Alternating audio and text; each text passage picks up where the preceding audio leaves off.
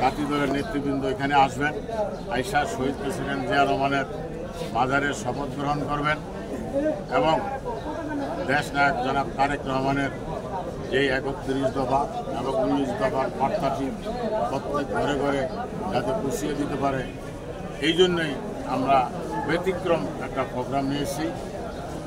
আপনি জানলে খুশি হবেন, আমরা রমজান মাসেও 21টি প্রোগ্রাম করেছি তাঁতি দলের পক্ষ থেকে এককভাবে। আমি এবং আমার সহযোদ্ধা হাজী মুজিবুর রহমান সদস্য সচিব সহ আমরা প্রত্যেকটি জায়গায় মাটিতে বসে আমরা প্রোগ্রাম করেছি।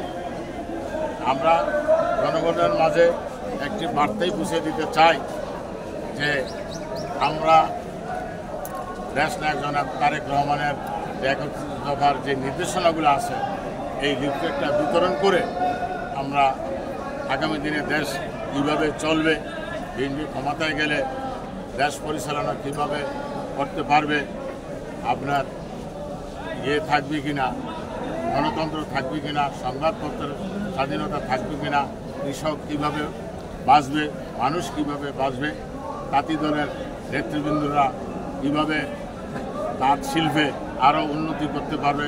ইতিমধ্যেই আমাদের ভারপ্রাপ্ত চেয়ারম্যান জনাব তারেক রহমান বলেছেন, যদি জনগণ কোনো সময় সুযোগ দেয় তাহলে আমরা তাঁত শিল্পে আরও মডার্নাইজ করব, আরও উন্নত করব। আরেকটা বিষয় সেটা হচ্ছে দেশের জনগণ প্রায় ধরেই নিয়েছে বিএনপি আবারও ক্ষমতায় আসবে। তো এই যে বিএনপি আবারও ক্ষমতায় আসবে, যদি ক্ষমতায় আসে তাঁতি দল, জাতীয়তাবাদী তাঁতি দলের পক্ষ থেকে জনগণকে কি সুফল দিবেন আপনারা? আপনি খুব সুন্দর প্রশ্ন করেছেন। আগে আমরা জনগণ আমাদেরকে ক্ষমতায় পাঠানোর পরে আমরা নতুন কর্মসূচি দিব, তাঁতিদেরকে কিভাবে আরো ডেভেলপ করা যায়, আরো উন্নত করা যায়, তখন আমরা সেটা করব। সেই সাথে জনগণের জন্য কি সুফল থাকবে? জনগণের জন্য ওই যে যারা আপনাদের ভোট দিবে, যারা আমাদেরকে ভোট দিবে, এর মধ্যে তাঁতি সংখ্যা তো আছে, যে ওই তাঁতিরা জনগণেরই একটা অংশ, তারা তো সেই তখন সুফল পাবে।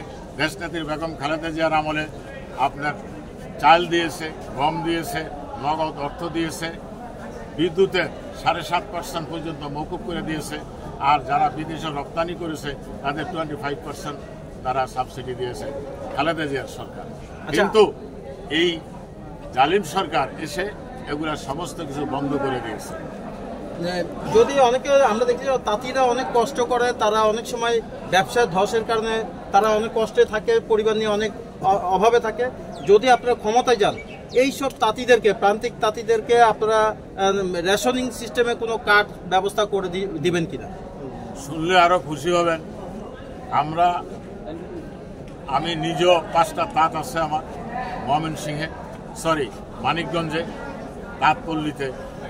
এখানে আমাদের সদস্য সচিবেরও তাঁত আগে ছিল, যেহেতু যে অবস্থা দেশের, যার জন্য ওনার তাঁতগুলো উনি ক্লোজ করে রেখে দিয়েছে। আর আমার যে তাঁতগুলো ছিল মানিকগঞ্জের তাঁতপল্লীতে, এগুলো তৎকালীন ডিসি এগুলা ভেঙে চুরে একটা রুমের মধ্যে রেখে দিয়েছে। আপনাদেরকে সময় সুযোগ পেলে সেখানে দাওয়াত করে আপনাদেরকে দেখাতে হবে।